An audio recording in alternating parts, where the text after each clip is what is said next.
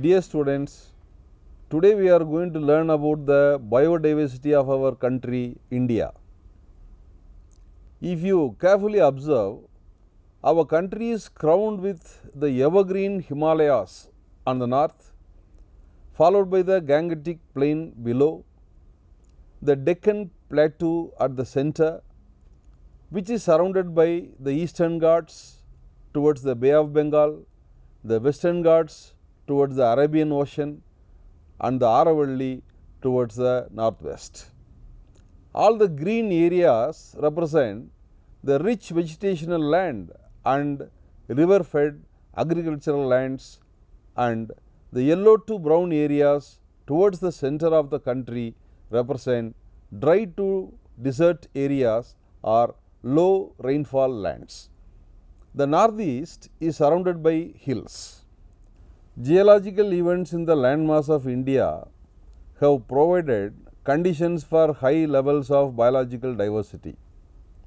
Plants and animals that had evolved both in Europe and in the Far East migrated to India before the Himalayas had formed.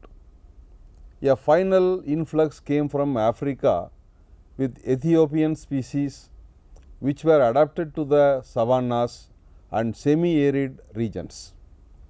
A semi-arid climate or steppe climate is the climate of a region that receives precipitation below potential evapotranspiration but not extremely.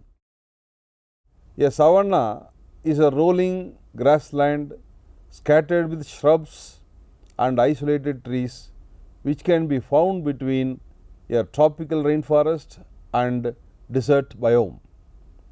Not enough rain falls on the savanna to support forests.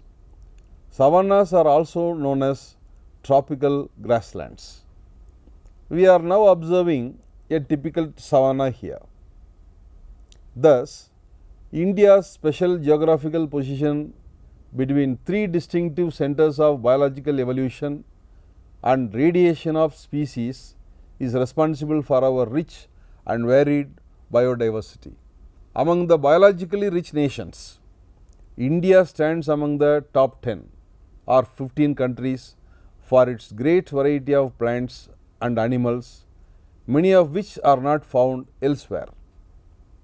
India has about 350 different mammals, rated 8th highest position in the world.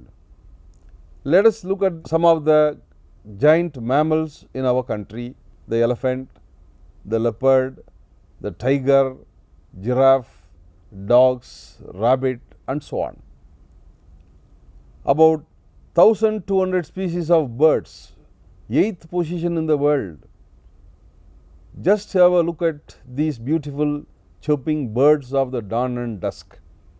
They are India's wonderful property, not one or two, but more than 1200 species. India has about 453 species of reptiles, occupying a 5th position in the world. It is really amazing. They are so beautiful and colorful and highly venomous too. Our country has about 45,000 plant species, of which most are angiosperms or flowering plants, occupying the 15th position in the world. Tiny and large, India has 50,000 known species of insects, including 13,000 butterflies and moths. It is estimated that 18% of Indian plants are endemic to the country and found nowhere else in the world. Endemic means the particular organism is present only in a particular region on the earth. Among amphibians found in India, 62% are unique to this country. Among lizards, of the 153 species recorded, 50% are endemic. High endemism has also been recorded for various groups of insects, marine worms, centipedes, mayflies, and freshwater sponges.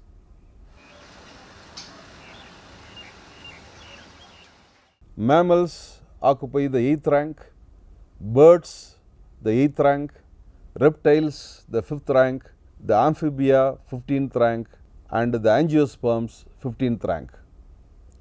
Apart from the high biodiversity of Indian wild plants and animals, there is also a great diversity of cultivated crops and breeds of domestic livestock. This is a result of several thousand years during which civilization have grown and flourished in the Indian subcontinent. The traditional cultivars included 30,000 to 50,000 varieties of rice and a number of cereals, vegetables and fruits. The highest diversity of cultivars is concentrated in the high rainfall areas of the Western Ghats, the Eastern Ghats, the Northern Himalayas and the Northeastern Hills. Gene banks have collected over 34,000 cereals and 22,000 pulses grown in India. India has 27 indigenous breeds of cattle, 40 breeds of sheep, 22 breeds of goats and 8 breeds of buffaloes. Look at some of the indigenous cows here. Here we are seeing some of the sheep breeds, and here are some of the goat breeds in different states. Now, let us know about the endangered and endemic species of India. First of all, what is endangered? Animals or plants that may soon will not exist on this earth because there are very few are living now. What is endemic? Endemism is the ecological state of a species being unique to a defined geographical location, such as an island, nation, country or other defined zone or habitat type. To appreciate the endemic and endangered species of India, it is important to understand the wide variety of plants and animal species that are found in our country. Of the well-known species, there are several which are endangered by human activity. The endangered species in the country are categorized as vulnerable, rare, indeterminate and threatened. Other species are found only in India and are thus endemic or restricted to our country only. Some of these may have very localized distribution and are considered highly endemic. Several plant and animal species in the country are now found only one or a few protected areas. Among the important endangered animals are charismatic species such as the tiger, the elephant, the rhino and so on. The less well-known major mammals restricted to a single area include the Indian wild ass, the hangul or Kashmir stag, the golden langur, the pygmy hog and the host of others. Here look at the Indian wild ass. This is the Kashmiri stag, the golden langur and the pygmy hog.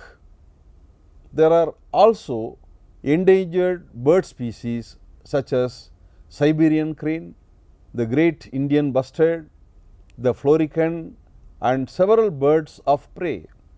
Here you are observing these endangered species.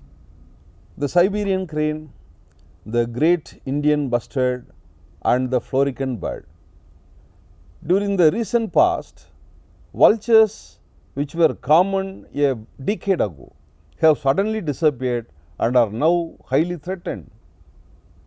Equally threatened are several species of reptiles and amphibia. Many invertebrates are also threatened, including a large number of species that inhabit our coral reefs. Many plant species are now increasingly threatened due to changes in their habitats induced by human activity. Apart from major trees, shrubs and climbers that are extremely habitat specific and thus endangered There are thousands of small herbs which are greatly threatened by habitat loss. Habitat loss means their place is occupied by human beings. Several orchids are yet another group of plants that are under threat. Many plants are threatened due to overharvesting as ingredients in medicinal products. To protect endangered species, India has created the Wildlife Protection Act. This includes lists of plants and animals categorized according to the threat on their survival. We know so little about the species diversity of our country. There are several groups of which we know very little. Most of us are only aware of the plight of a few glamorous large mammals. We need to find ways to support the conservation of our incredible wildlife for our future generations. It is an esteemed duty of every citizen of our nation to follow environment protection rules and regulations, to contribute to the welfare of nature, to nurture and protect our biodiversity. With this, I would like to conclude this session. Until we meet again with more of it, goodbye.